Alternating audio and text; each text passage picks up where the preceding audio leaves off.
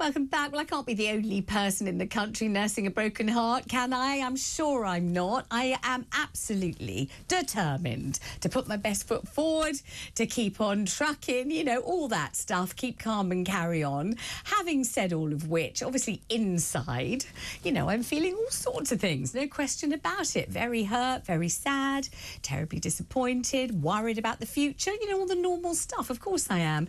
So we thought we'd talk to the wonderful friend of the show, Sue Atkins, and just get a pep talk, a little bit of encouragement, and let's see what she thinks should become of the broken-hearted. Sue, hello. Thanks for joining me, my love. Hello. How are you?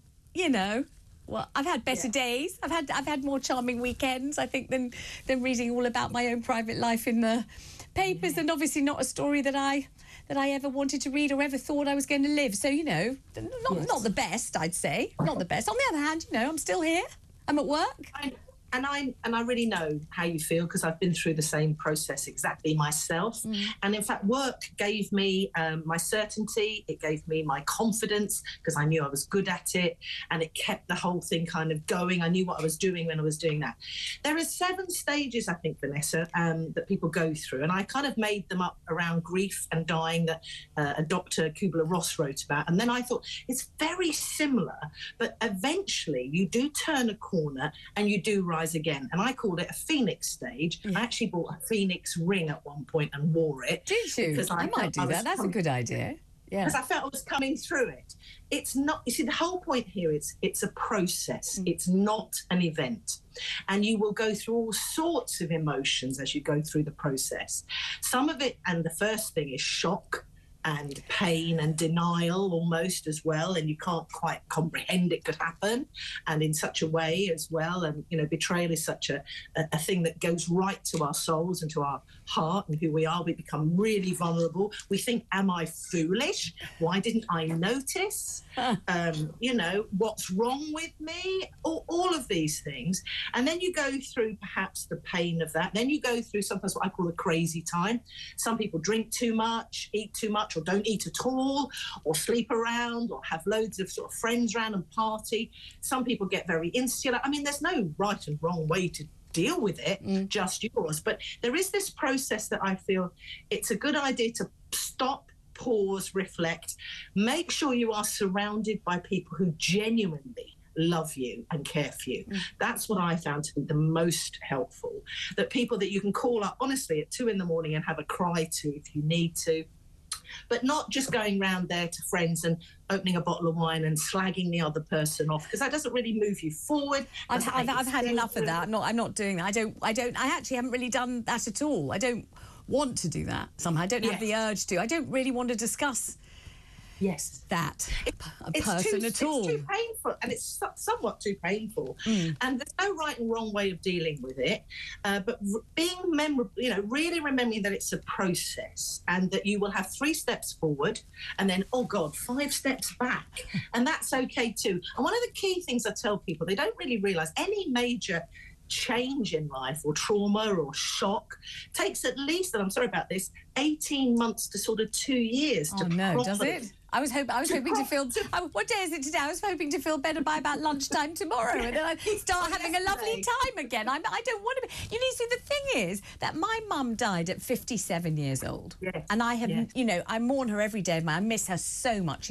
She's missed so much. Now I might start crying. I hope I don't, because that'd be very unprofessional. And so when I live to be older than my mum, and I am older, I'm 60, I've been so grateful to be alive. I've been so grateful, because I didn't think it was a given, right? So I was so pleased. So I was absolutely determined to kind of wring every ounce of happiness and fun and adventure, excitement from every day. And I really mean it. I'm not just saying it because it's sloshy and slushy. I really, really mean it. So when people said, oh, you're 60, you're old, how do you feel? The answer was grateful. I feel incredibly grateful. I'm so pleased to be alive. And I'm so determined to enjoy everything I'm given to have. But obviously, when you get a horrible shock and your heart snaps into a million pieces and you're just thinking, oh, my God, it's all that thing about I'm going to enjoy every minute. It's a gift. It's a wonderful thing. Just kind of evaporates, and then and so it's very difficult. We lost Sue at this moment. She suddenly disappeared. No, she's there. No, I'm here. And just it's hard then because you're on track to be appreciating every minute, and you're feeling so sad. It's hard, isn't it? I'm determined to do it, but it is hard. I don't want to be derailed from it. You know, I don't want to suddenly not be having. I don't want to wait 18 months of misery. Definitely not. No. And you don't. And that's just the process. I'm not saying that that's going to happen to you. The other thing is also that be kind to yourself and don't rush through it and think, well, I should be over this by now. I was thinking 6:44. It's enough already. Yeah. Get over it. Well, then, but you see, it depends. You are very resilient. I'm very resilient, and I bounce back quite quickly from it. However, it is a process. That's what I want everyone else to realise too. Yeah. Yes, you can still have, you've said, pockets of happiness, I think it was an expression, which I thought, I think that's just glorious and joyous. And I'm similar age to you, and I'm the same. I have a natural positive kind of disposition. But I did feel the carpet was pulled from under me, and that's okay to feel that and to do that kind of grieving and do that process in private if you want to. And I bounce back, and you know, I don't share what I go through either in life. I'm a very private person, actually. I've got 2 or 3 really good friends. They know all about me, and they would be the ones I'd go to turn to as well. So yes, you don't have to go through it in 18 months, but I want people to understand it's not a quick thing. It's not by Thursday you should be over it and okay, because that's not honouring it either. That's not honouring how strong it was and how important it was to you. So I think it's a process, and do be kind to yourself. Get out and about, do stuff. Don't necessarily go wild all the time to sort of overcompensate, but just go through the process and get help from friends if you need to as well. And I know you will bounce back, and you'll bounce back even higher. And life doesn't end at 60, because I'm here boogieing away, doing my thing at 62. So, you know, life does begin again. And it may be different, but it can still be fantastic and still be happy too. Oh, I knew you were the perfect guest for that moment. Thank you, Sue Atkins. What a pleasure. How lovely to see you. And isn't she reassuring, and isn't she fabulous?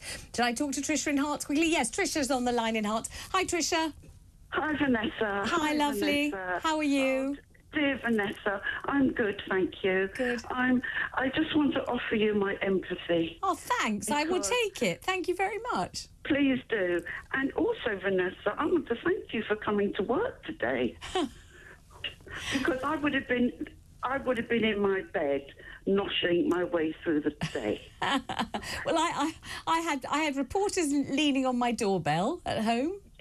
That's so not nice. And I got thoroughly papped by paps jumping out from behind a wheelie bin and behind some kind of hedge.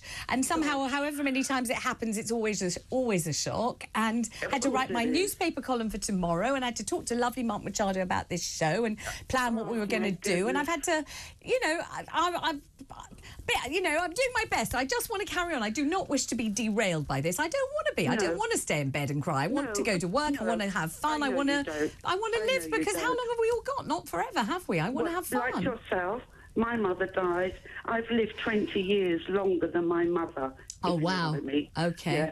And, you know, when it got to Mummy's birthday, she was 51 when she died.